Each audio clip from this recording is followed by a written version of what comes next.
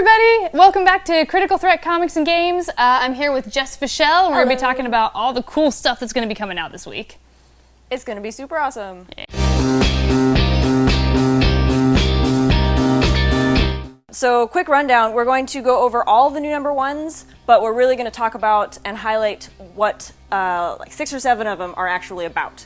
We don't have time to talk about everything, so we'll go ahead and get started with the current thing of the quarter, I guess. All new, all different Marvel. Woo! More of this week. They'll keep going until I think through December is when all new, all different titles stop really rolling out in force. But until then, we'll have more every single week. Yay! It's a marathon. Yeah. All right. First up, we have the Illuminati, and this is written by Josh Williamson and with art by Sean Crystal. And starring Nicolas Cage. Starring Nicolas... Not that Illuminati. Oh, all right. Different Illuminati. These Illuminati are villains, super villains, and villains in the Marvel Universe, and they're trying to reform themselves, I suppose. But this is a villain-based book, and written by Josh Williamson. If you're not familiar with him, he's done a lot of stuff for Marvel, but he's also done a lot of indie stuff. He's writing Birthright right now, a fantastic comic about... a little boy who goes into a fantasy world and then comes back and he's changed and older and weird, and it's really good. He's also writing Nailbiter. Yeah. Nailbiter is also a fantastic horror comic, crime, mystery, really cool. So expect more of that. He's really good at writing the kind of the non-hero characters and really fleshing them out, which is exactly what this book is for. It's the head of the Illuminati is the Hood. And he was around during Kingpin's days, Daredevil, kind of tie in with the Daredevil universe. Other people on the team are Titania, Enchantress, and there are a few other supervillains out there. But check out the book and we'll see what they get up to. Nice. Actually, on Joss Williamson and Serial Killers, we have Carnage #1 coming out. That's sort of a different take on Carnage. Yeah, like interesting serial segue. Killers. Yeah. That's actually Cletus Cassidy leads an FBI team into an abandoned mine shaft. So if that doesn't say trap all over it, I don't know what does.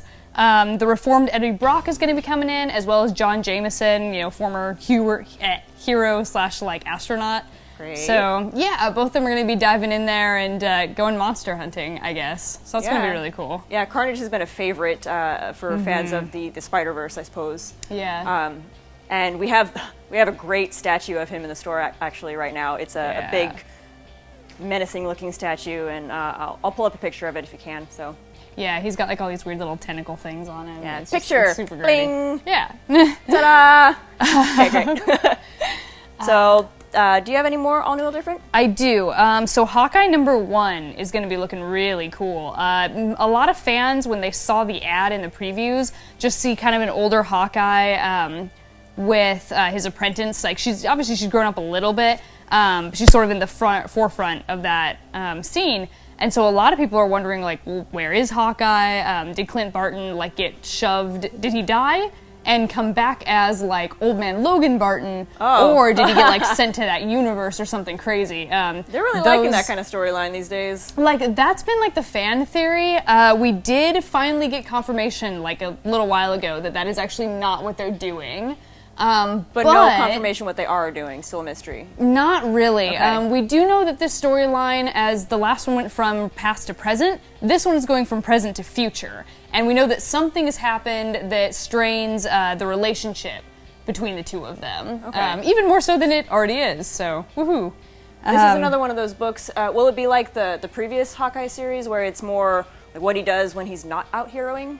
Yeah, Lemire is actually still on the series. Okay, cool. Yeah, so, awesome. Yeah, so they're going to be picking up right where they left off. They did say that the 8-month gap has a little bit to do with where they are, but it's more or less a continuation of the original series. Great. Yeah, and they dropped off the all new, like what was it? It was like all new Hawkeye beforehand, and now it's just Hawkeye #1. So they're really recognizing this as being like canon, main series. Go for it. Yeah, so. I'm a big fan of when they take a look at the heroes when they're not out. defeating bad guys and doing all that crazy stuff. I'd probably start reading it. Yeah. Yeah, and we don't really know what happened with Clint, other than that, like, something fairly Something serious. So happened. we know that something, like, in his personal life is going to be affected. So that's really cool. Cool. Other all new, all differents that are also coming out that we're not going to really highlight at the moment. All new, all different Avengers is coming out this week, and all new, all different Wolverine and Ultimates #1. So look for those as well on the shelf. Also coming out from Marvel this week is going to be Web Warriors #1. That one it's SpiderVerse 2.0. It stars Spider-Gwen and actually Spider-Man UK. He's like the team leader. And of course featuring Spider-Man Noir and Spider-Ham, and Spider-Man India and like a whole bunch of people. I know, right? Now he's amazing. Like, honestly, like, it's all about Spider-Ham. Yeah. But yeah, so that's going to be a continuation of the Spider-Verse. We get to see more of those worlds. It also features Electro as, like, the big bad guy. Really? Yeah. Like, threatening the multiverse. Electro has a weird connection to the Hood from Illuminati because when the Hood was a kid, he witnessed Daredevil fighting Electro, and that had a big impact on who he became later on in life. So everything ties together. Yeah, well, I mean, we know that they've already been doing that with, like, Iron Man and the mutant gene. So, Right. like, that might actually be a huge plot point. Interesting. Aww. Strokes mustache. Nefarious plot unfolds. Yeah. Also this week is Superman American Alien. That's actually coming from an Eisner-nominated author. He brought us Adventures of Superman, which is probably how we got on this title, and American Ultra. So if you guys didn't know that was a comic before it hit theaters, I heard it got really good reviews. I haven't seen the movie yet, but yeah, check out his comic. I know. The other thing that's important about that, it's a 7-part miniseries. So if you guys just want to like pick up a little more about like Clark Kent's personal life, it's 7 books, so it's going to be super easy to just grab. So yeah. I like miniseries. Then I don't feel as bad when I have 70 titles on my pull list. Yeah. Like, I mean, if they're all ending soon. They'll be done soon, right? Yeah. Oh wait, there's more that I want. Speaking of more, we've got 2 more that we wanted to highlight today. One is The Goddamned, and this is not suitable for children. Let me just say that straight out front.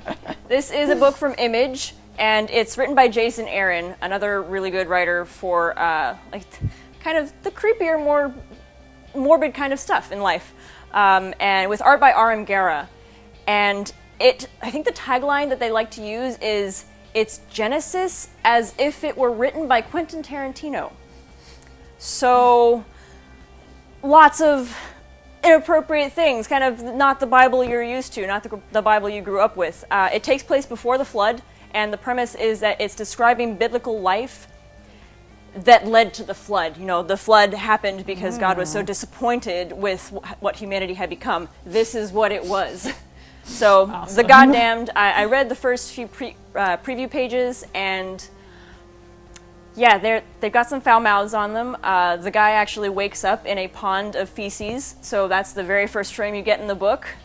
Great stuff. Yeah, violence, mayhem, gore, awesome. Of biblical proportions. Not your grandma's Bible. That's yeah. One more from indie publishers is Vertigo. So we've got Slash and Burn from Vertigo, and this is written by Cy Spencer and with art by Max Dunbar. And essentially, this is a book, it's a miniseries in 6 parts, I think, about a girl who can talk to fire. All right. She's a firefighter, and she has some sort of strange connection with fire, kind of a fascination with it. You kind of get the sense that maybe she can even control it to a degree. You don't know if it's innate or if it's some power that she's working with, but it's very dark, very odd. She's an interesting character, and I really want to know where this power came from and where it's going to go. Right.